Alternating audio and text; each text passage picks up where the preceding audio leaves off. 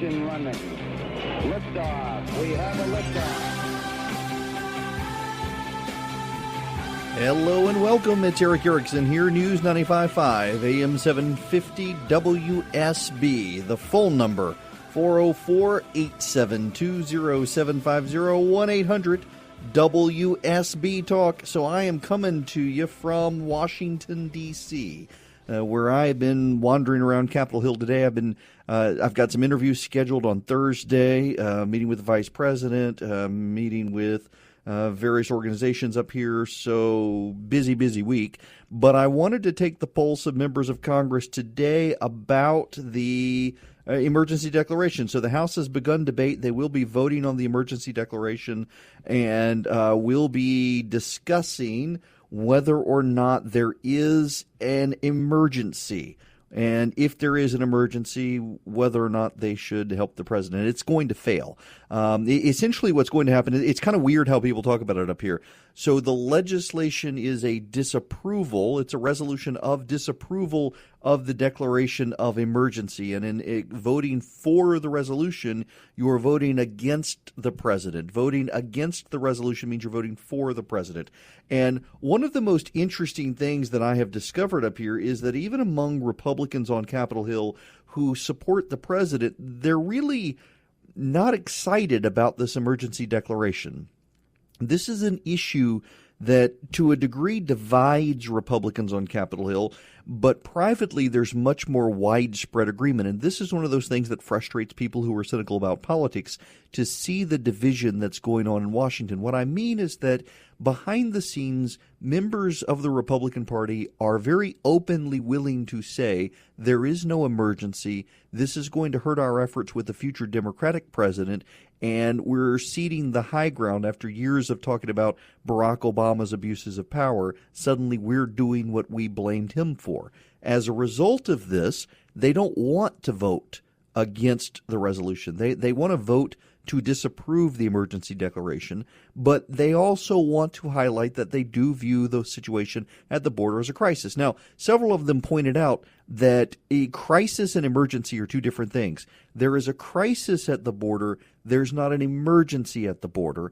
And a couple of them also pointed out, particularly among the Senate class, that having the president declare an emergency shortly after losing a fight with Congress over funding suggests that the president is doing this because he lost a fight with Congress, not because there really is an emergency, more so because the president and the Republicans controlled Congress for 2 years and they never viewed it as an emergency then.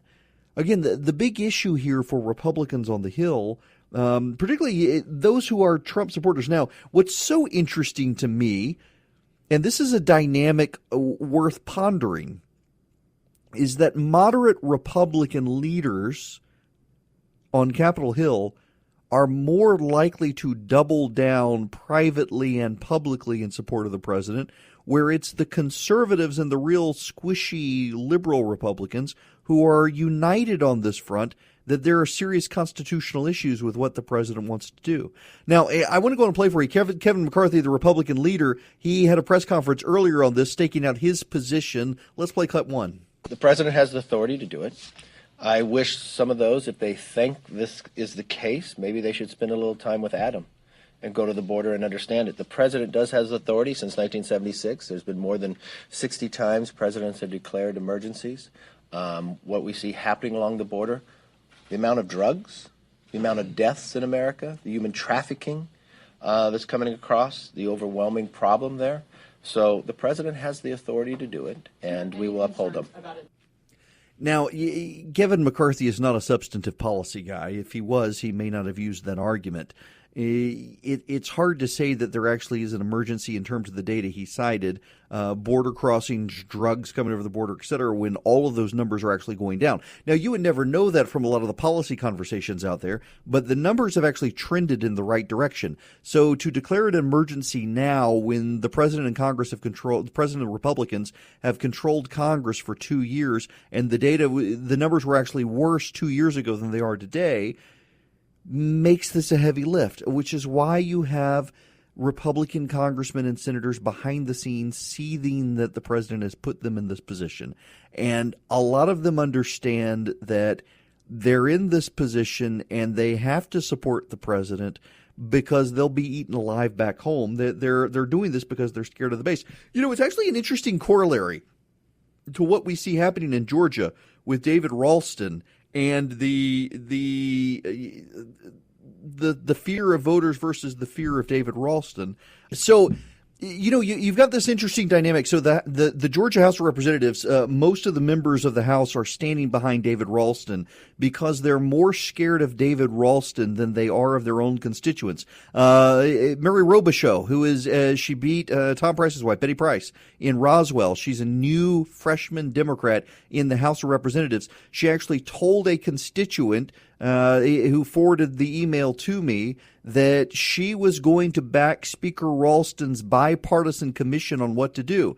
In other words, she is outsourcing her sense of right and wrong to a bipartisan commission, which I assure you is not why she was elected. It's a staggering statement from members of the Georgia House that they're going to allow a bipartisan commission to tell them something is right or wrong. I mean, what part of right or wrong do you need to know that a 14-year-old says she was raped and 5 years later the Speaker of the House is still dragging the case out? What part of right and wrong do you not understand that you need a bipartisan commission to tell you about Mary Robichaud? And she's not alone. There are other Republicans in the House of Representatives in Georgia who privately are seething over the Speaker not getting out of the way, not stepping aside, not recognizing the damage he's doing to the caucus. But they're too scared of their positions in the House or whether or not they can get legislation to pass that they're standing behind the Speaker, that they're not scared enough of you guys. You got to keep calling repeatedly your state House member and get them on the phone over this.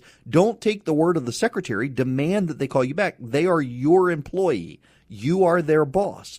So contrast the House of Representatives in Georgia with the Republican in Washington.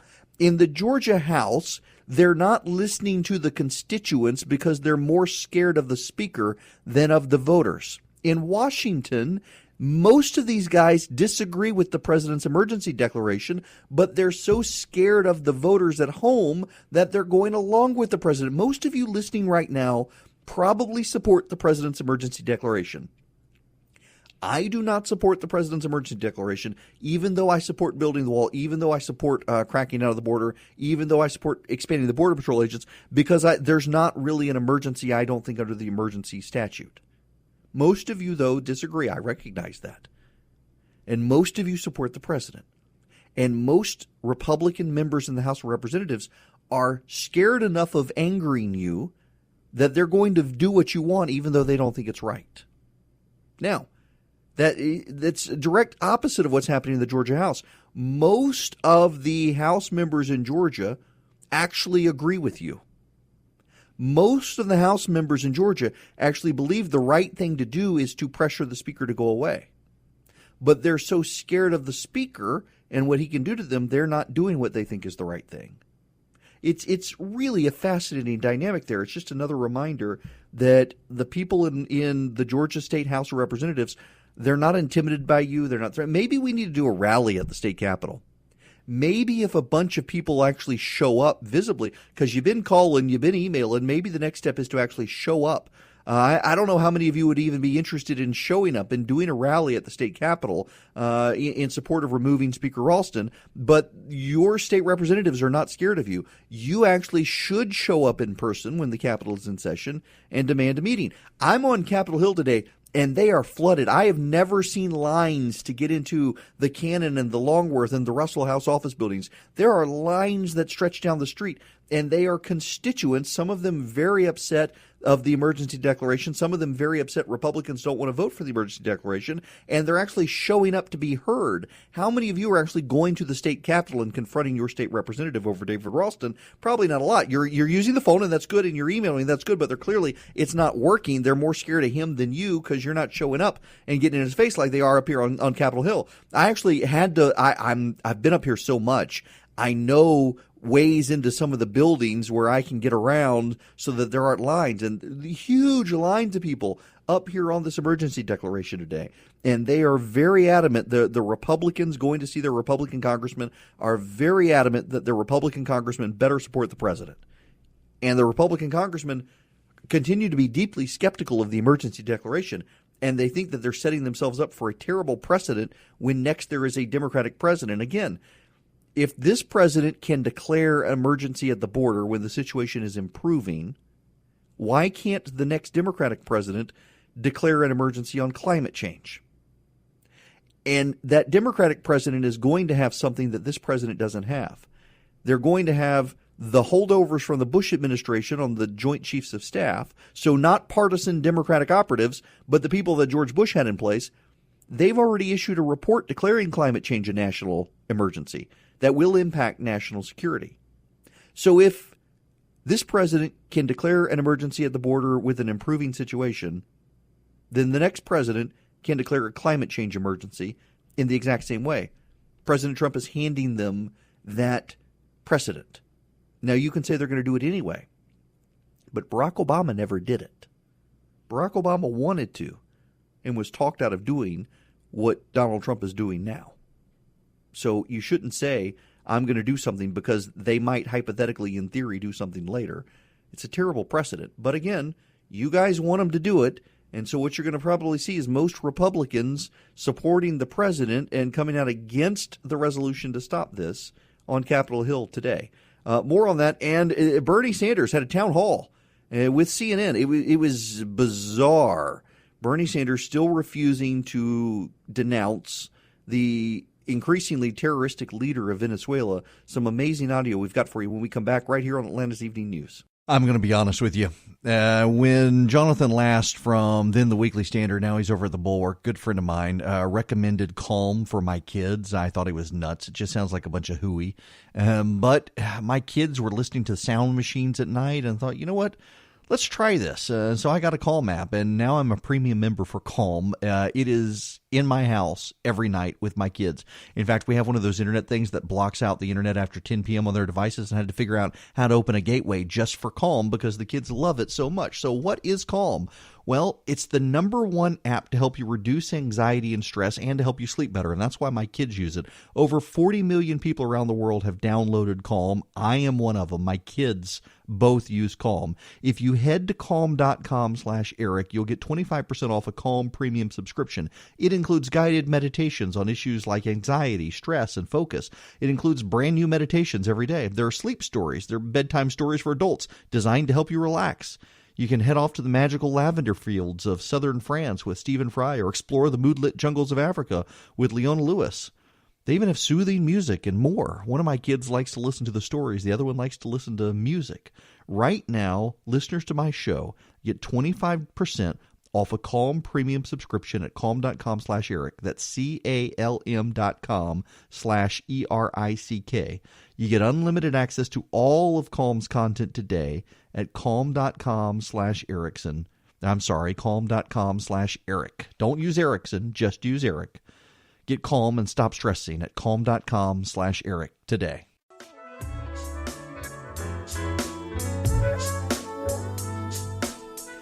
Now, let's see. Do I have people on the phone? So we have a different setup here in Washington where I am. Wandering the halls of Congress today, meetings tomorrow and Thursday. By the way, David Clark had a press conference today, state representative supporting the resolution to House Speaker Ralston. I hear that the victims of Ralston's actions may be holding a press conference.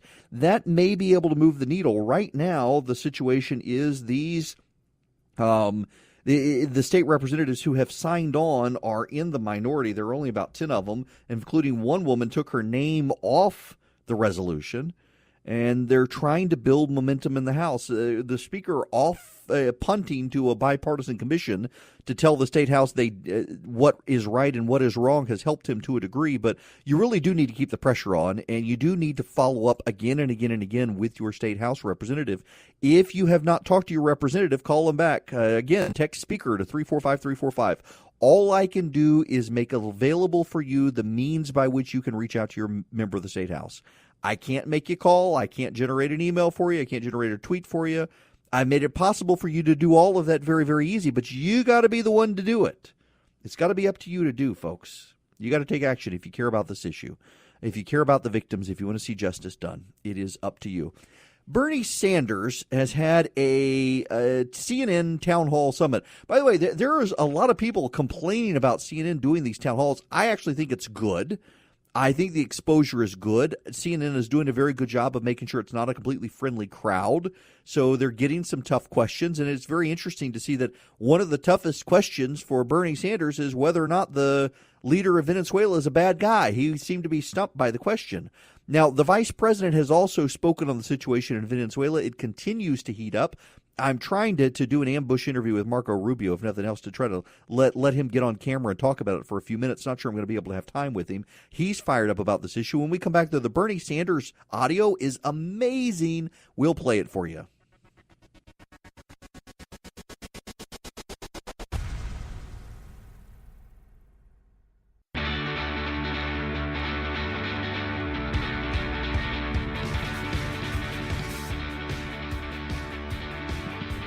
Welcome back. It's Eric Erickson here. The phone number 404-872-0750, 1-800-WSB-TALK. We need to discuss Venezuela. For a few moments, we need to pay attention to it because the situation continues to spiral out of control there. First of all, Mike Pence spoke about Maduro, the president of Venezuela, earlier today. Let's play clip 6. What brings us together today is the recognition by all the nations gathered here that Nicolas Maduro is a usurper with no legitimate claim to power. And Nicolas Maduro must go. Now, we're not threatening to send the military to Venezuela. Venezuela would actually be a rather difficult country to invade. It's not going to happen, so no one needs to worry about that. But we're continuing to build political pressure. Brazil has joined with us, and most South American and Central American countries now have supported us in this. We sent aid relief to Venezuela. We parked it all on a bridge between Venezuela and Colombia. The Maduro regime shot and killed several people trying to approach the aid, injured others, and then blew up, set fire to the aid package. The people are starving in Venezuela, but you got Bernie Sanders who refuses to believe it.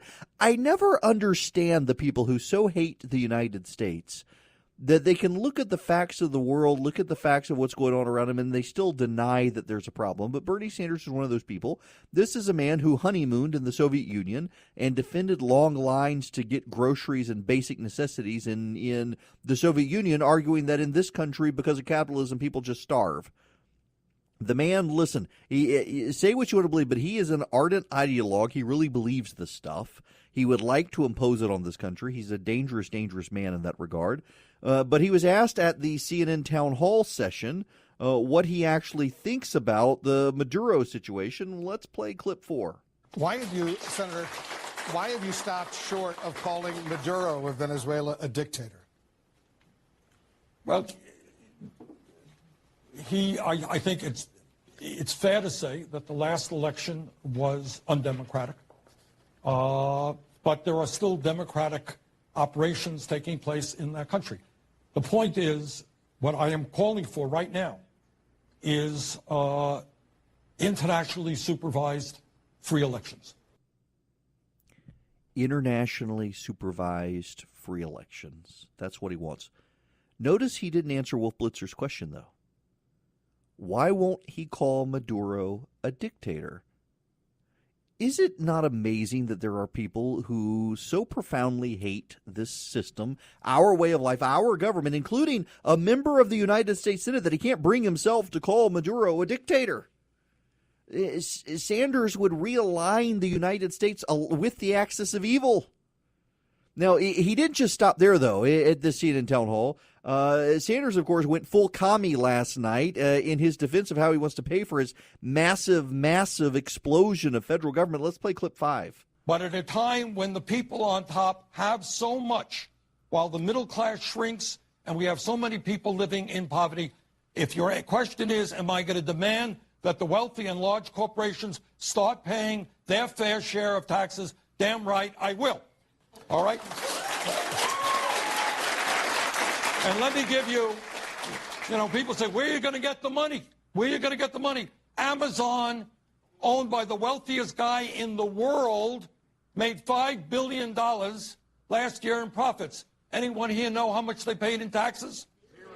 That's right. That's where we're going to begin getting the money.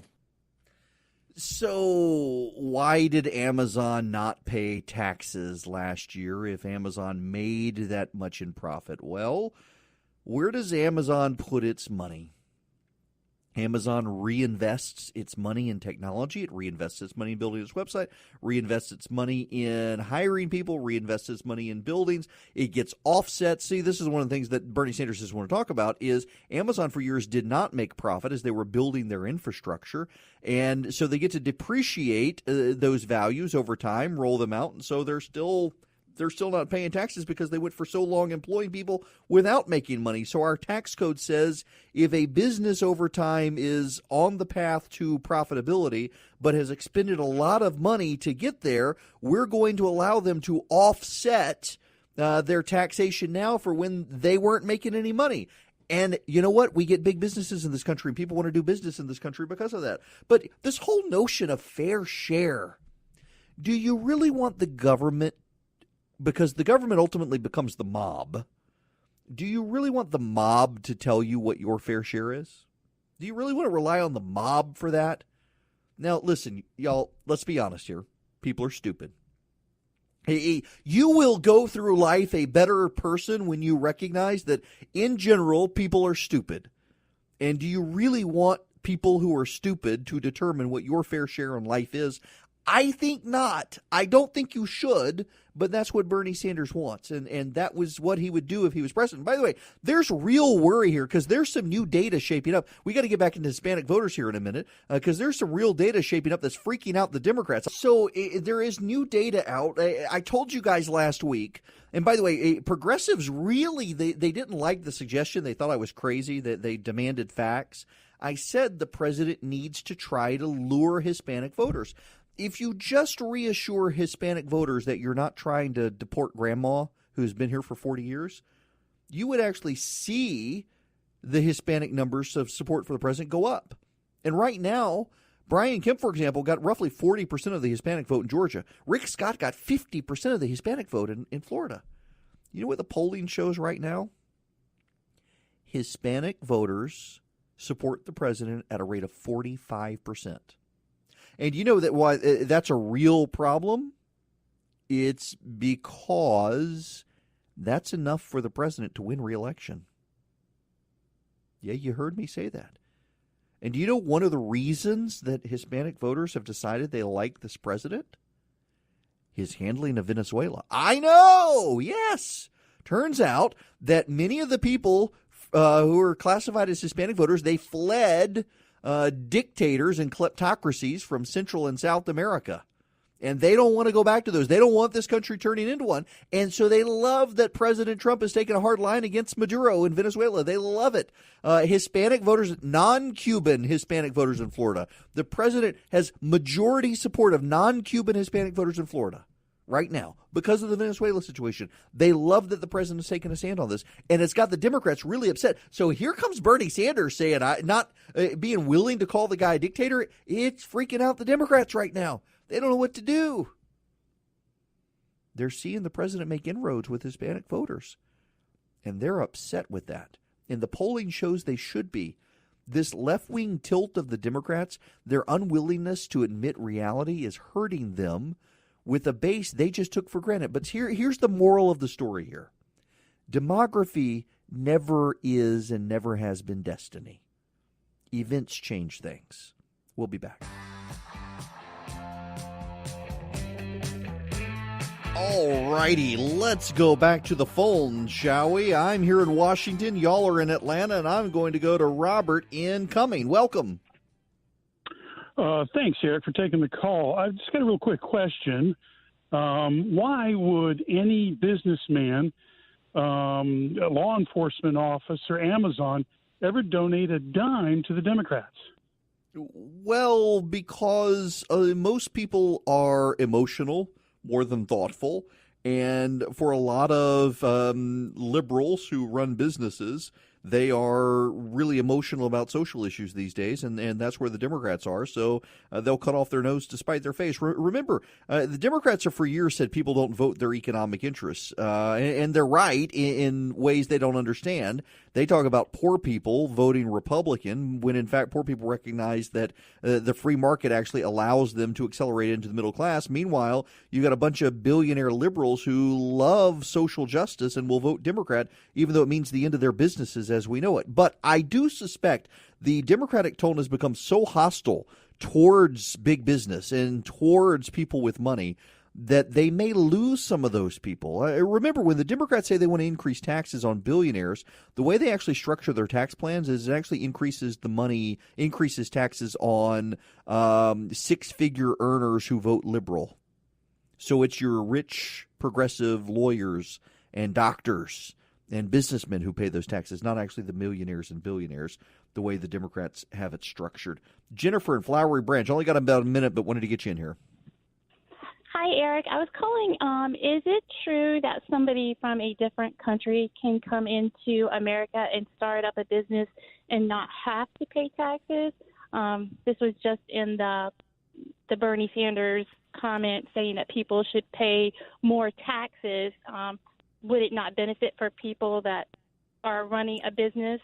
Right. Well, so it depends on the tax code. So if you make a profit as a businessman, whether you're from here or not, if you make a profit, you pay taxes on that profit. But if last year you operated at a loss, so you not only didn't make money, you didn't even break even, you lost money, the way the tax code operates for you, for me, and for anyone else is that this year you can apply part of that loss to this year so your profits aren't wiped out by taxes. So you can actually offset by making more money this year because you lost so much money last year. That's the way the tax code balances it out. You take your loss from the year before and apply it to the profit you earned this year so that you're not having to overpay taxes. And Democrats don't seem to understand this concept, but you actually do want businesses to make a profit so that they can reinvest their money and grow their business and hire more people and then pay more taxes.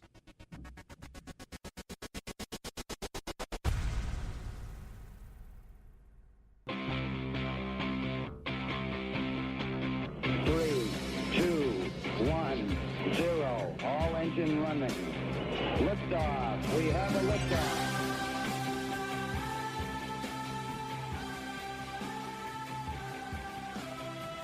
Good evening. Welcome. It is the second hour here on Atlanta's Evening News. I'm Eric Erickson, and you're listening to WSB, and we've got some news out right now from NBC confirming a story that U.S. Cyber Command blocked Internet access to the Russian trolls during the 2018 midterms, an operation that should have been approved by the president. Now, here's the thing, and this is why this is so interesting, is the media narrative, and again, the media more often than not is interested in narratives, not facts these days. They want to build out overall stories, not just tell you the facts, and the narrative had been that the president was trying to undermine national security staffers in combating the Russians. We've heard that repeatedly. We've heard the president was blocking stuff. We've heard the president was undermining stuff. Remember, we heard that the president was undermining safe elections and the integrity of the 2020 election and scaling back operations and whatnot. Well, it turns out that it was President Trump himself who not only intervened and authorized the U.S. Cyber Command within the military to block IP addresses coming from Russia during the 2018 election so that they could not get into the United States internet system easily. The president not only ordered them to do that, but he expanded the order, made it more expansive, giving U.S. Cyber Command more latitude in combating the Russians. Again, this is not what we've been told by the media was happening.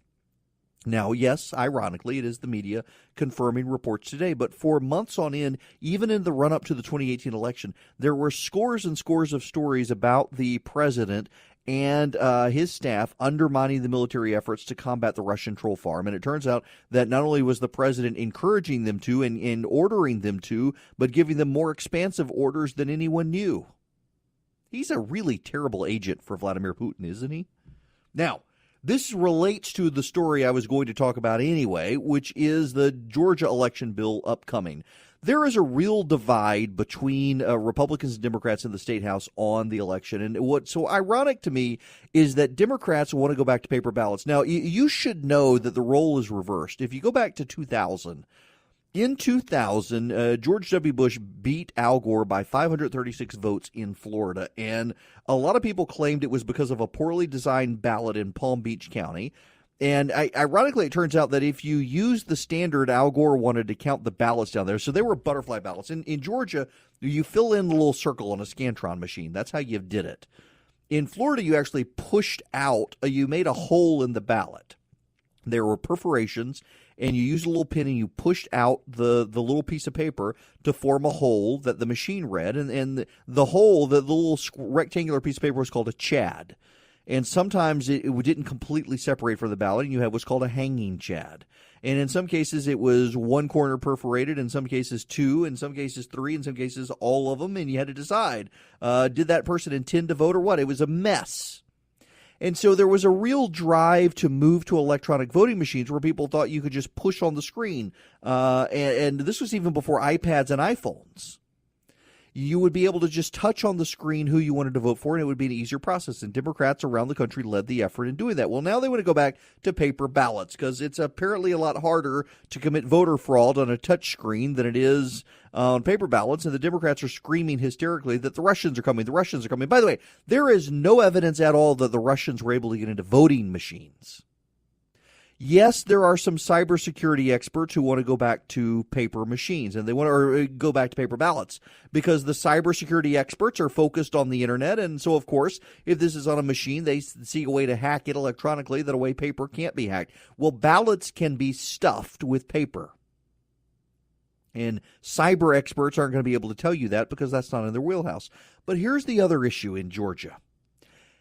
Democrats are touting the cost of the paper ballots. It will actually save local counties money by casting paper ballots because the machines are expensive. That's their argument. It turns out it's not true.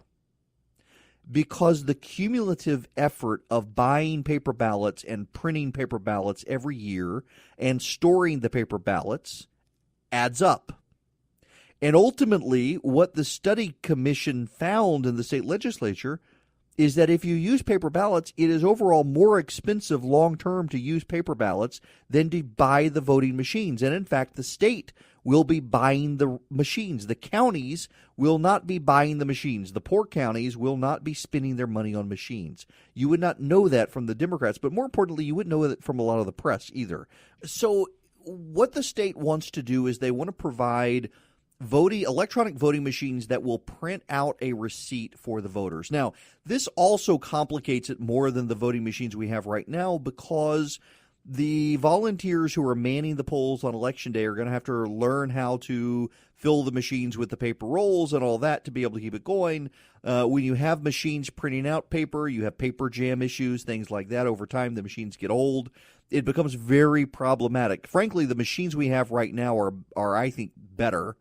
And the machines we have right now, they're not being hacked, contrary to claims. I think we should just keep the machines we have, buy newer versions of them. But nonetheless, the Republicans want to go with these machines and give you a paper receipt so you can see on paper what the machines voted for. You know, just as there are anti-vaccine people who have these huge conspiracy theories and doctors to back them up, claiming that vaccines give you autism, there are people who have experts who say, you can, for example, select Stacey Abrams' name on the machine, but it's really counting it for Brian Kemp. They actually have experts who will say these things, just as you can get an expert to say pretty much anything. You can get an expert to say UFOs are real. Just watch the History Channel. They're all over there. Don't call me telling me UFOs are real, people. Please don't. Nonetheless, you get the point I'm making here. They're going to move to the electronic voting machines. It's going to cost a lot of money up front. The state is going to cover those costs so local governments don't have to. And the Democrats are going to scream and complain, but there's a problem for the Democrats. Internally, a number of Democrats are privately conceding something. Older people and people with disabilities have an easier time touching a screen than holding a pen to fill in a bubble. If you have arthritis in your hands, if you are a senior citizen, it is a lot harder to hold a pen and try to fill in a bubble. If you have arthritis in your hand and you're a senior citizen, or you're a senior citizen and you have bad eyesight, it's a lot easier to lift your hand and touch a magnified bubble on a screen where they can adjust the contrast and adjust the size of text for you than it is on a static paper ballot that cannot be changed. If you have disabilities, it is a lot easier to touch a screen. So there are Democrats in the State House of Representatives who are willing to go along with the Republicans on this, and Democratic leaders in the State House and the State Senate are upset with their own members for contemplating the needs of senior citizens and disabled people. Why? Because Stacey Abrams told them they got to oppose this, and they're really, really upset. Some State House and State Senate members might not oppose it because they're actually concerned about constituents who would have an easier time with the machines. Really amazing. We'll be back. I am delighted to welcome Harry's to sponsor this podcast. You know, Harry sponsors my radio show, too, and I've been a longtime customer of Harry's. Started with one of their competitors and decided I liked Harry's better. I liked their weighted handle. I liked the quality and construction of their blade. I felt like I was getting a real shave, and frankly, as somebody who tries not to shave every day just because of razor burn, I liked that I could go a couple of days. Harry's gave me such a close shave and didn't have to worry about it, and you don't have to worry about it either. Harry's replacement cartridges are just $2 each, and they bought a factory in Germany to turn out their razors. They make such good razors. They are cheaper than the name brands that you know, like the Gillette Fusion Pro Shield. In fact, their razors blades are half the price.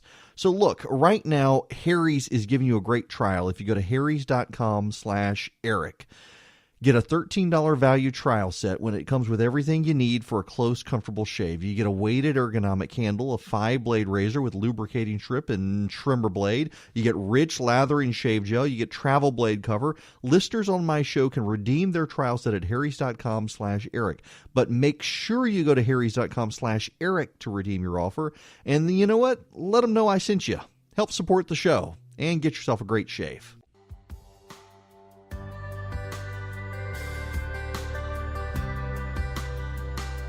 The phone lines are open here, 404-872-0750, 1-800-WSB-TALK. I am in Washington, D.C., where Michael Cohen gives his testimony before the House tomorrow. He's met behind closed doors today with the Senate. We'll also meet behind closed doors with the House. We'll also have some public testimony. We will be covering that here tomorrow on WSB. Be sure to tune in for the Cohen testimony. He's promising it's going to be explosive. One of the Republican congressmen from Florida, what's his name, from the Jacksonville area, Matt, what's his name? He is causing gats. He's causing some controversy today, and it should not be legal. He tweeted out, "Hey, Michael Cohen, do your wife and father-in-law know about your girlfriends?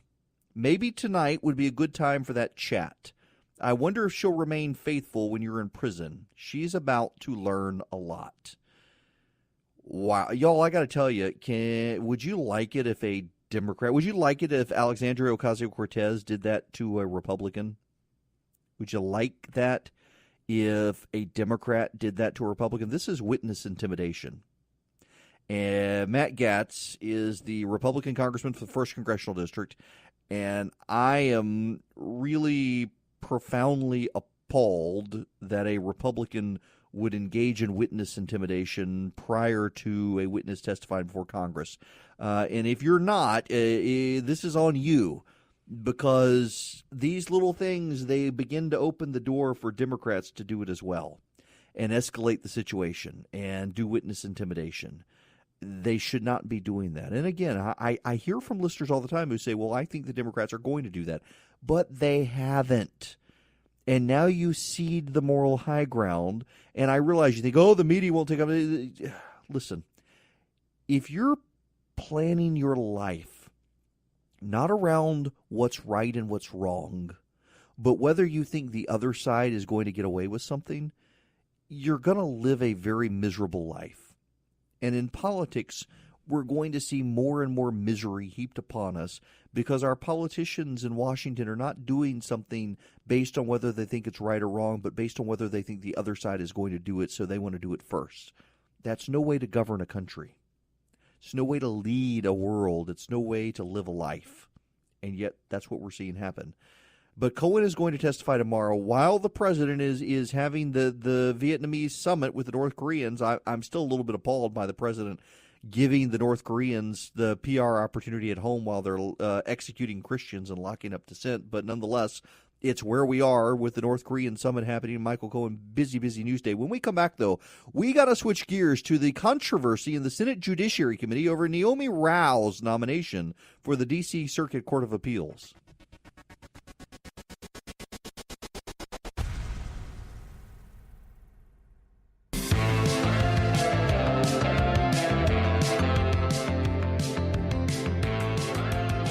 Fireworks going to happen tomorrow in the Michael Cohen hearing. Is going to be exciting to watch. We'll be covering it here on WSB. Can't wait to be back tomorrow. It's kind of, I did not plan on being up here in Washington during the Cohen hearings. I'm kind of excited I'm here while it's happening. The phone number here, 404-872-0750, 1-800-WSB Talk. Let's talk about Naomi Rao. Josh Hawley, who is the freshman senator from Missouri, beat Claire McCaskill in November.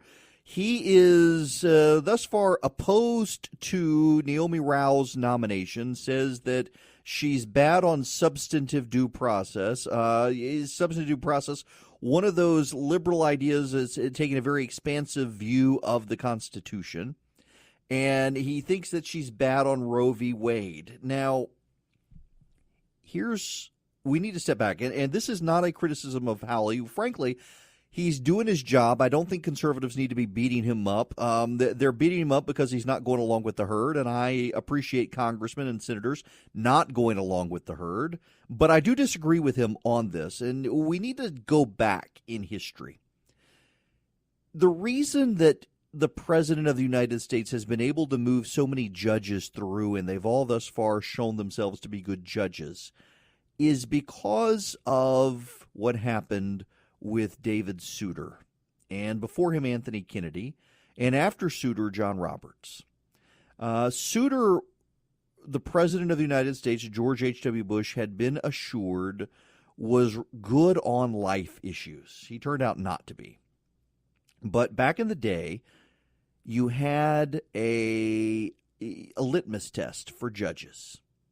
The litmus test essentially boiled down to, is this guy good on life? And if good on life, move forward. And it didn't matter what their underlying rationale was. It didn't matter what their legal philosophy was. It didn't matter what their thinking was. As long as they were good on life, conservatives would be happy. And well, over time, Democrats also figured out that was the way to obstruct nominees. That if this person was coming forward, the litmus test had been, are you good on life? Never mind anything else. And it made it easy to undermine the nominee. They could undermine the nominee because they could then explore the person's judicial philosophy and cause conservatives to not like the judge. And they could undermine the liberal Republicans in the Senate by saying this guy's only there because they're pro-life. You're not pro-life. Oppose them. And it became harder and harder to get good conservative judges passed. And in addition, we were putting people on the courts, John Roberts being among the last of these, who we were trying to avoid litmus tests by Roberts, and yet we needed the litmus test, and his wife worked for a pro-life group, so he was probably pro-life, so let's put him on the bench, and look what we got. He's still better than most people give him credit for, but he continues now to want to split the baby in ways he shouldn't. Nonetheless, over time, what happened, particularly with Leonard Leo, the Federalist Society, Judicial Confirmation Network, and some of these outside groups, is they realized we needed to vet a judge's entire judicial philosophy. We needed to go back into their writings from when they were in law school. We needed to go back and see what cases they were arguing in courts and who their clients were. And what we needed to find were judges who had routinely, or nominees who had routinely in private practice and in their public life, taken the idea that we needed to go with the strict construction of the American Constitution's text and what did the founders intend originally. Because if you went with the original intentions of the founders and the drafters of the Constitution and you went with the text of the Constitution, there is no way you could twist it into supporting Roe v. Wade, but we never had to ask you the question and we never had to provide a litmus test. We could look at the whole host of your judicial philosophy, and the bonus of this was that we would get judges who were good on all the other issues. We wouldn't get somebody who loved babies but hated big business. We wouldn't get someone who was opposed to Roe v. Wade but in favor of massive government regulatory controls. And it's worked. Alito and Gorsuch and Kavanaugh and a host of circuit court judges and a host of district court judges around the country. Their entire judicial philosophy revolves around the limits and constraints of the original Constitution. It works. And so in comes Naomi Rao. So Naomi Rao became a controversial nominee because she had written in a college newspaper, and she had written things that were deemed to be anti-transgender, anti-gay, homophobic comments, things like that. They were nonsensical pieces from college. They were pieces that got her in trouble with the left, but there were a number of Republican members of the Senate, Susan Collins being one, Rob Portman being another, Lisa Murkowski being another, who were deeply skeptical of her because of her social positions. Well, in comes Josh Hawley, the senator from Missouri, who saw some of Naomi Rao's statements, and he raised questions about whether she might be too committed to Roe v. Wade. In particular, one of the issues was that she had in the past suggested that Roe v. Wade was the law of the land. And you know what? Guess what? It is the law of the land. We have a situation now where Federalist Society members, conservative judges, understand that there are ways they have to talk about cases. That has gotten Naomi Rao in trouble with Josh Hawley, but her overall record suggests someone who is fundamentally committed to originalism and textualism. She has, in her capacity working for the Trump administration, zealously deregulated, cut regulations, cut red tape and bureaucracy. And in her personal life, she is known to be pro-life. She is known among people who knew her at Notre Dame to be very definitively pro-life. And I'm told that one of the people that Josh Hawley has said told him that Naomi Rao once called herself pro-choice, said he wasn't sure about that, and that others who know her said she's very much pro-life. And my fear is that what Josh Hawley wants to do is return us to litmus test days, where you got to come out for this issue, and if not, you're in trouble. And we shouldn't do that. And the reason we shouldn't do that is because while we got some very good judges using the Roe v. Wade litmus test back in the day, we got a lot of awful judges. And we've been more consistent as conservatives through presidential picks. We've been more consistently getting solid picks by looking at the whole of someone's judicial philosophy and the whole of their legal career. And if we expect these judges to come out, I mean, if we expect Naomi Rao to come out and say, I think Roe v. Wade should be overturned tomorrow, even though as a federal appellate court judge I would have no power to do that, she would lose the votes for confirmation. She would lose other Republicans. And that's deeply problematic. I hope that Josh Hawley will reconsider this and look at Rao's overall record as a lawyer in private practice, her writings, her statements, and even the context of some of the statements Hawley's objected to, which were actually good for conservatives. We need to not go back to the litmus test days, and I hope he'll consider that. But that's the big judicial story in Washington this week, is we got a conservative holding up a conservative nominee over the issue of Roe v. Wade. And frankly, I think she's very pro-life, and Hawley needs to back down on this. I hope he will. We'll be back.